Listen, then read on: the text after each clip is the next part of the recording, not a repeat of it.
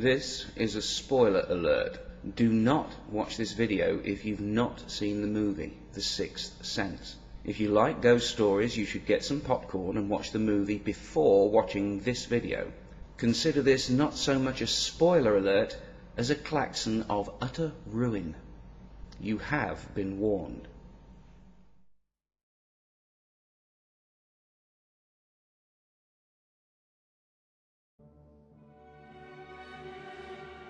When I was a kid, they told me to believe in God.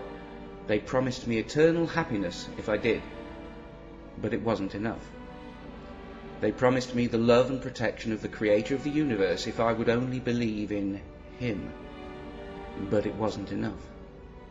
These grown-ups, these ancient giants, said I was an ungrateful child, wicked. They said there had to be something wrong with me, with what I am, with how I think. But it wasn't enough.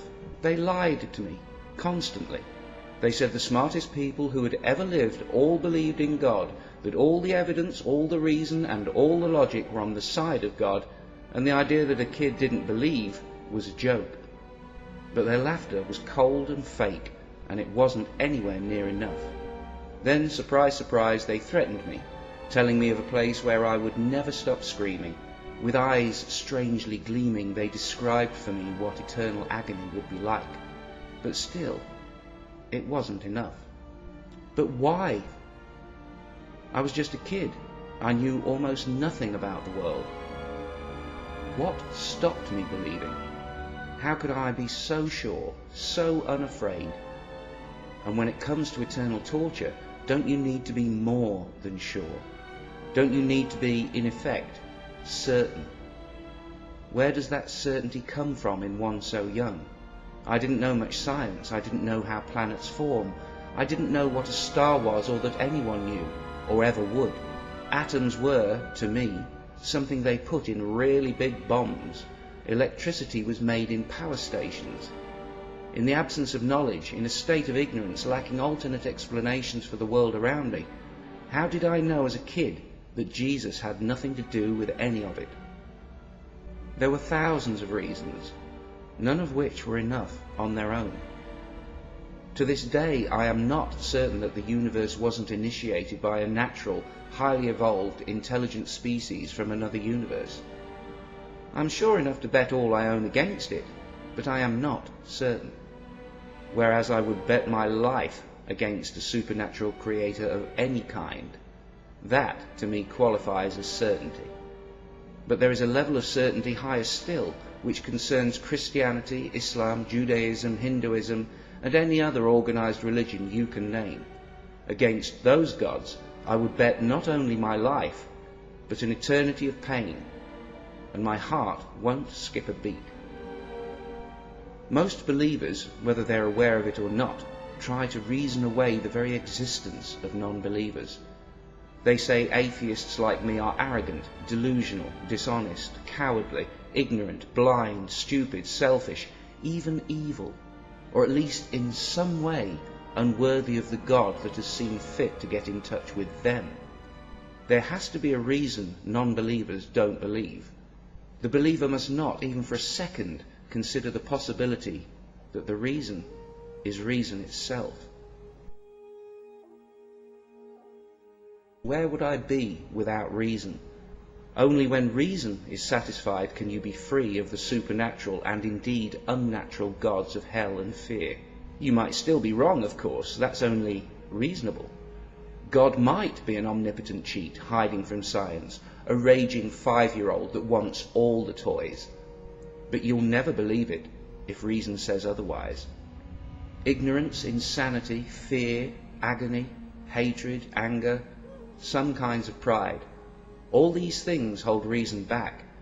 But on a good day, reason can whoop them all with one hand tied behind its back.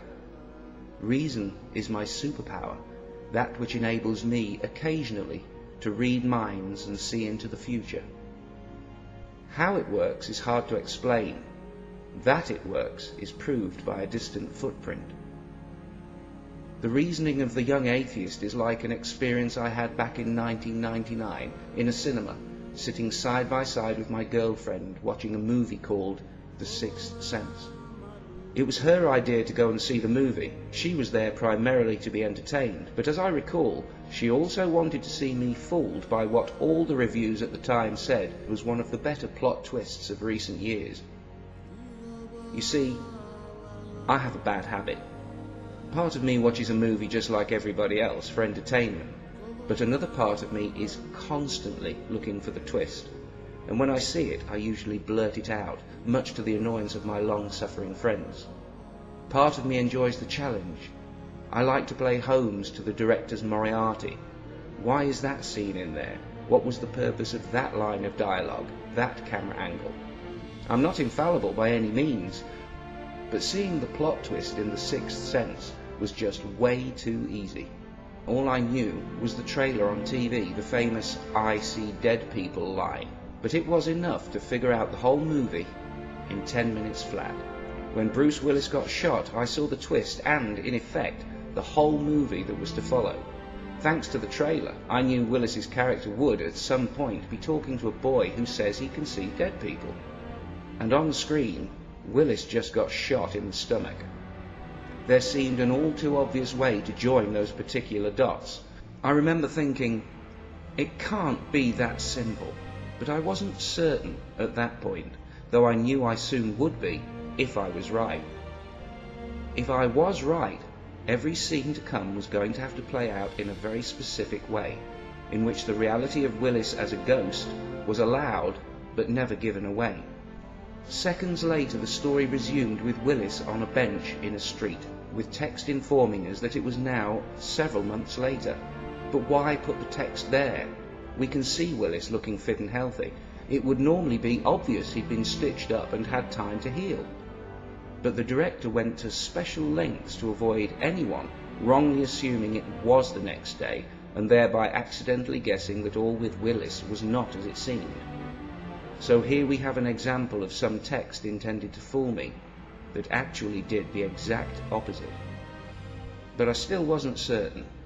Then the boy who can see ghosts is shown running to a church to escape Willis. The door to the church was heavy. The boy struggled to open it. I remember saying to myself, bet they don't show Willis opening that door. And they didn't. But that wasn't enough either. I waited. And then Willis returns home to a table set for one and sits by his sleeping wife without waking her. The evidence was mounting up, but it still wasn't enough. Yet my Bruce is a ghost hypothesis was, in scientific terms, well on the way to becoming a Bruce is a ghost theory, for it had clear predictive power. When Willis and the boy's mother are shown sitting facing each other in silence as the boy comes home, my theory predicted that they would not speak directly to each other, though the director would do everything in his power to give the impression that they had. If they spoke to each other, or if she'd handed Willis a cup of tea, if they shook hands, my theory would have been falsified. But it was that scene where I became what I would call certain. My idea was just making too much sense. Everything intended to fool me did the opposite. That which was intended to mask the lie only revealed it with greater clarity. I turned to my girlfriend, making sure she saw my all-too-familiar, sickeningly arrogant grin of victory. She mouthed a confused and horrified, "No." My grin just got wider, but I didn't ruin it for her. I kept my secret, privately enjoying the mind mechanics that allowed me to see what she could not, just because of a simple assumption. Of course, what was happening on the screen made perfect sense to my girlfriend too, seeing Willis as a living, breathing shrink. There was a logical explanation for everything she was hearing and seeing. Her interpretation of the story was entirely defensible in a philosophical sense. Willis turned on lights, he used pen and paper, he carried a briefcase. Of course Bruce was alive. She was, in a sense, an unquestioning believer. But I knew she was wrong, because she wasn't expecting to be lied to from the very beginning. If this were a religious matter, someone like William Craig would angrily protest that I could not possibly say I knew for certain how the movie would end. To say I knew that Bruce Willis was a ghost would be claiming absolute knowledge from incomplete data. It lacks all intellectual integrity. It would be like claiming that I could see into the future or read the director's mind. Yet that's what I had done. I knew. I sat back, mystery solved, My girlfriend leant over and whispered, "Why are you smiling?" And I whispered back, "Because we're not watching the same movie." And that is atheism. Or rather, that's what it's like to be an atheist, and in particular, what it's like to be a young atheist. They've seen the plot twist. They were paying attention in the opening scenes. They joined the dots. They can see what others cannot because of a simple assumption that humanity has not yet found the signature of a creator, and gods are not made of ink. They see the rope and keep their distance. They see the dusty web and turn away. Everything said to fool them only drives them further away. They know why religion attempts to equate wisdom with foolishness. How else can it survive?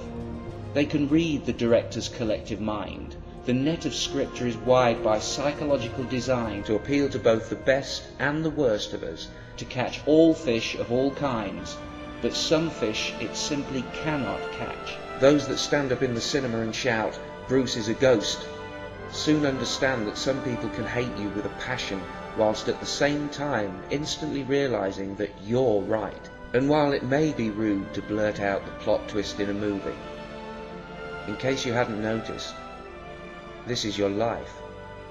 Can it really be this simple? Can all these people be wrong? You only have to be reasonably certain.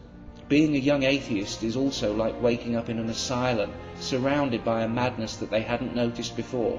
For some, and for a while, it can be frightening, but then they realise there are no walls, no bars, and they can simply walk out when they're ready. I know what it's like. When the religious try and scare you and tell you that you must believe, always ask yourself, what's the rush? Why do they want you to make up your mind now? Who would ask, demand, that you decide on a question of the universe when you've only just got here? Doesn't it seem unreasonable? Arrogant? Was it arrogant to watch for a while and conclude that Bruce Willis's character in The Sixth Sense was a ghost? Or did it just make too much sense? It's the same process. Reason. Can it really be this simple? Can all these good people be wrong? It doesn't take arrogance to answer those questions, just courage. For some of us, it's better to be free than sedated. Take your time, because it is your time. And when the garbage being said all around you gets too much, it's okay to cover your ears every now and then. They're going to accuse you of it anyway, so why not?